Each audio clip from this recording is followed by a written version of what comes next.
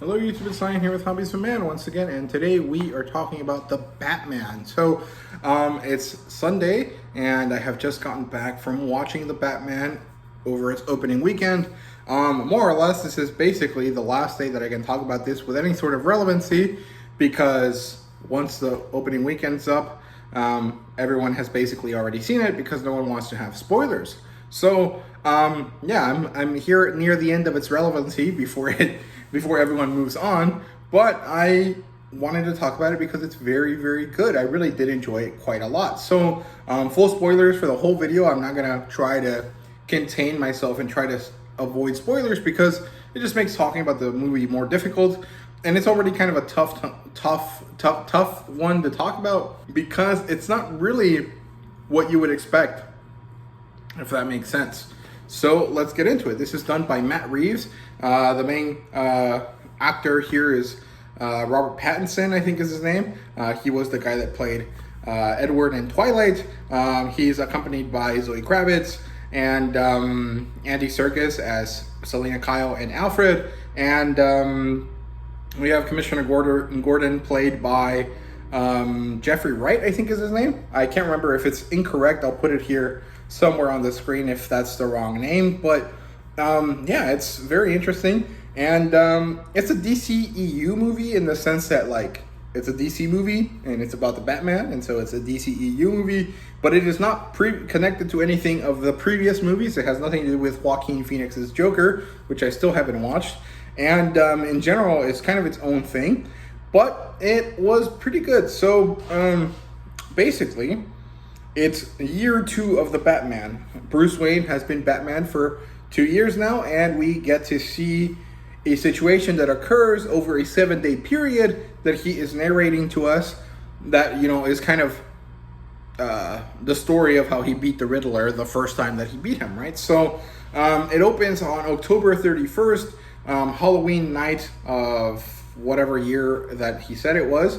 And it opens with a crime that the Riddler commits, which is the first in a series of crimes that Batman is investigating throughout the whole movie.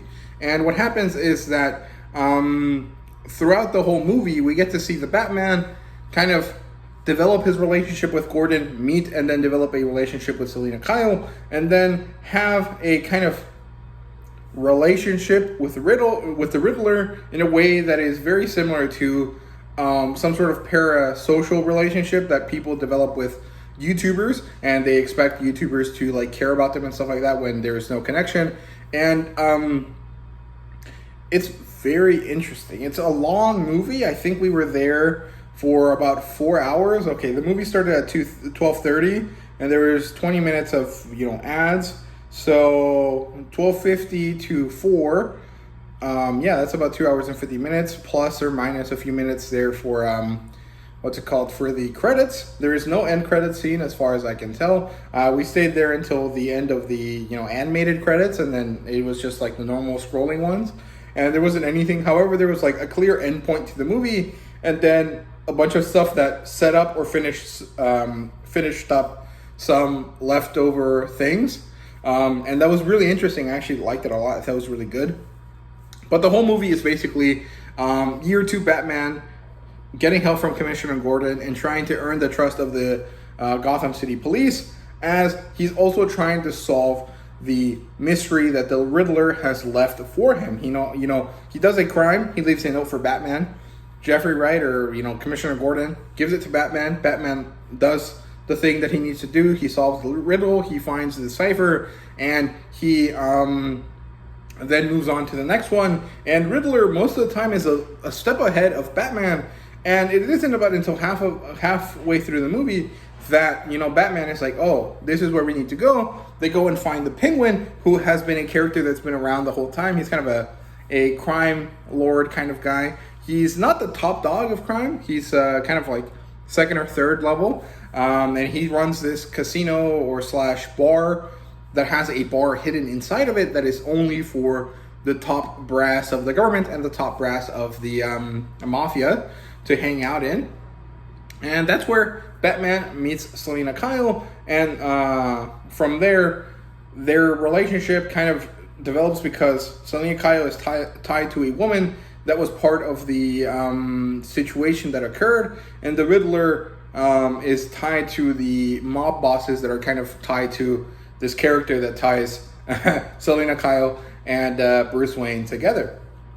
And it's pretty interesting. It's slow. It's not super fast paced, but there are some really great action scenes. You know, we get to see Batman beat up these kind of like clown makeup guys. They're not related to the Joker at all. They're definitely separate, but they definitely have this kind of like skull slash like clown motif. They have painted faces, and we get to see Batman save this, you know, Asian guy from getting mobbed by these guys. In the early kind of beginning of the movie, when he's kind of narrating what he's doing and why he's the Batman and what he's trying to do for the city.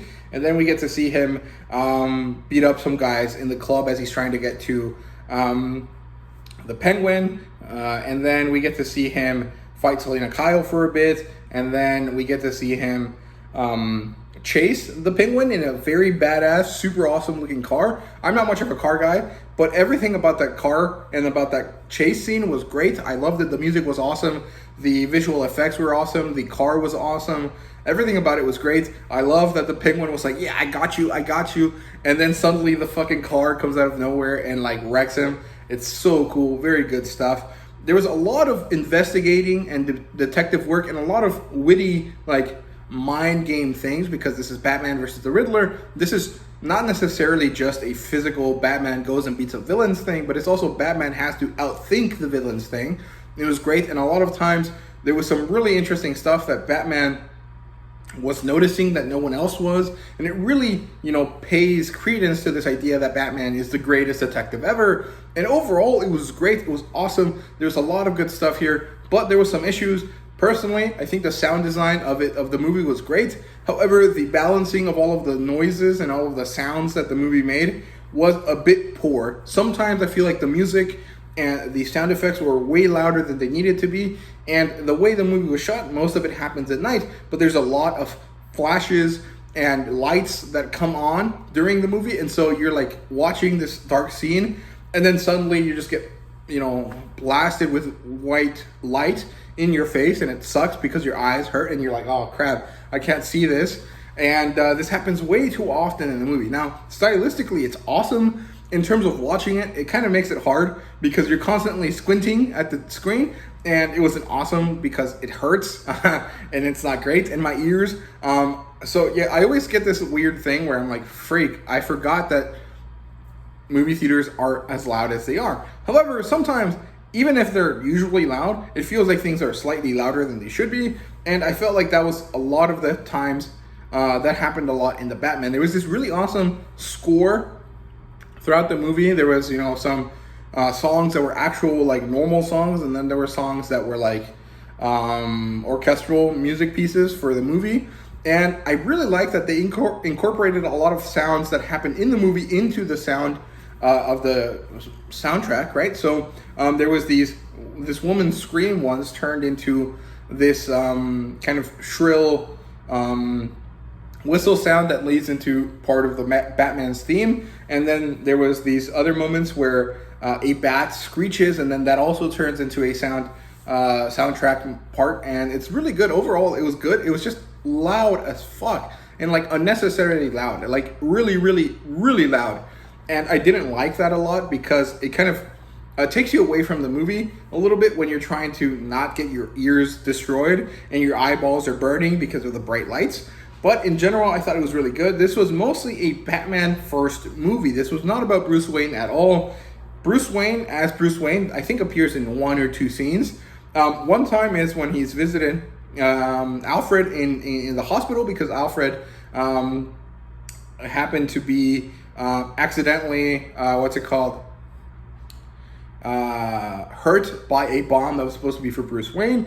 And the other time that we see him as Bruce Wayne is the one time that we get to see him be kind of a human, which is when he attends the funeral for one of the big guys in the city, after he basically failed to save him as Batman, and found and connected with his son because he also lost his father the same way that Bruce Wayne did.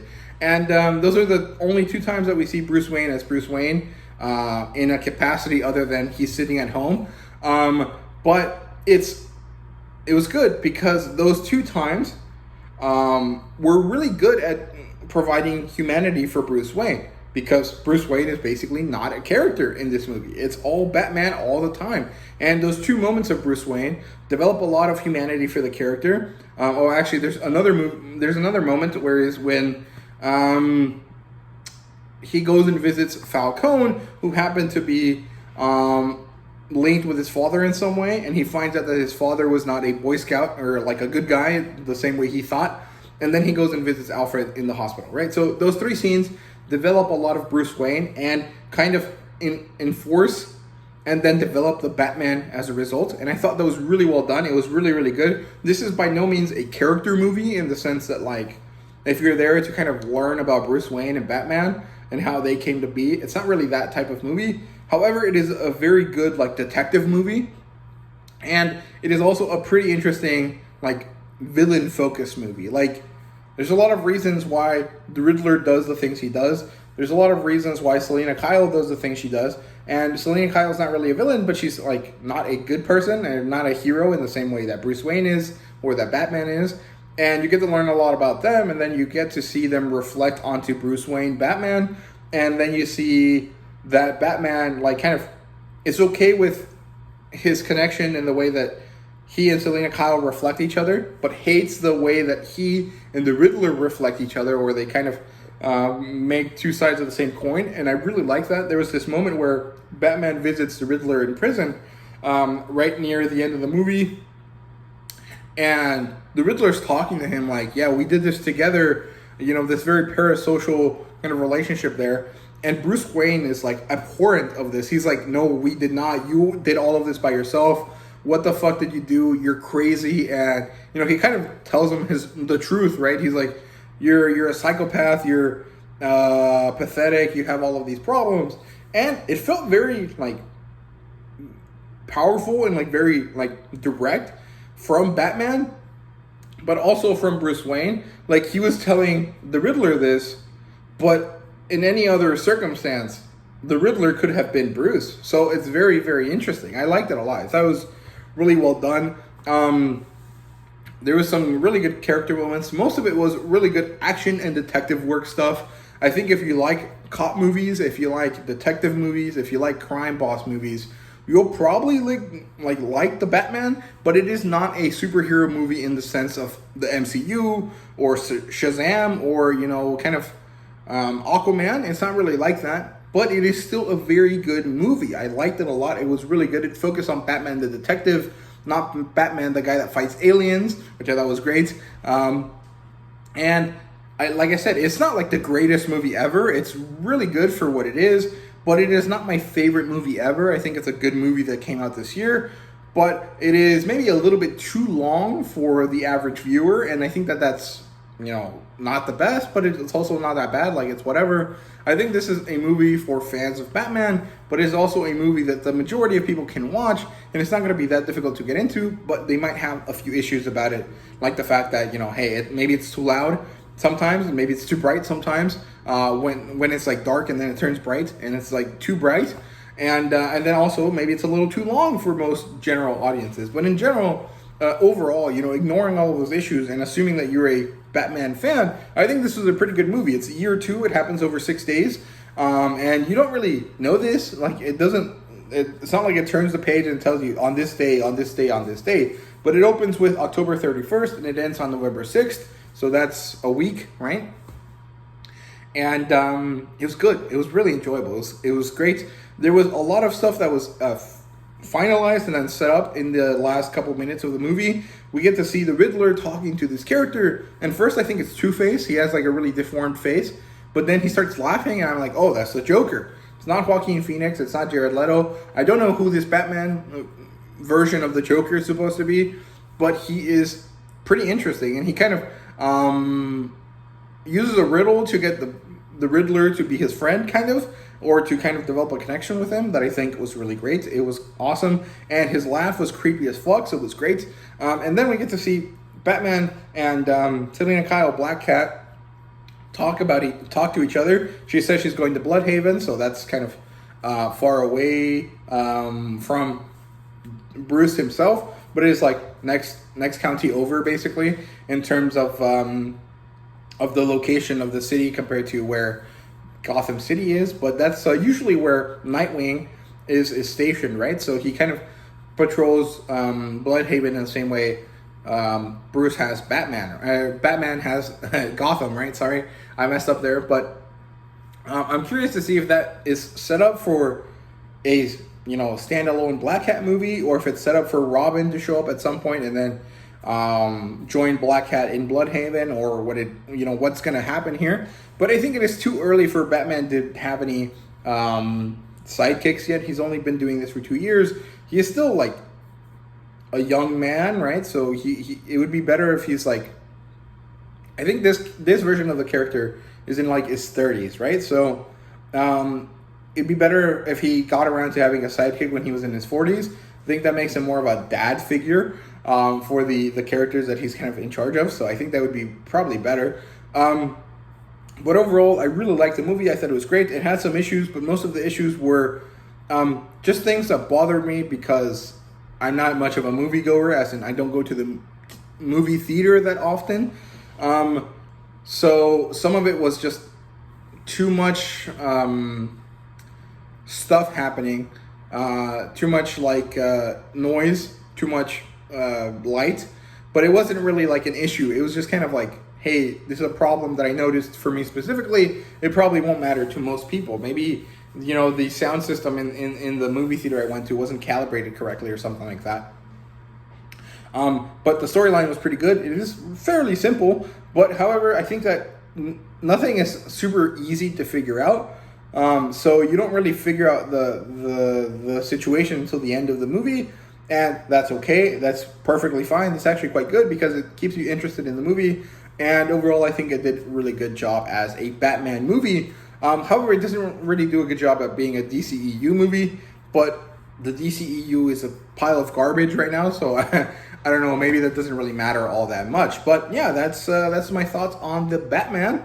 I hope you guys enjoyed the video. If you did, please leave a like, subscribe, and comment down below. Let me know what you thought about the Batman. Let me know what you thought about how it fits into the DCEU, or if it even needs to. And let me know what you think about all of the superhero movies that are coming out here soon this year. So yeah, thank you guys very much for watching, and see you guys later.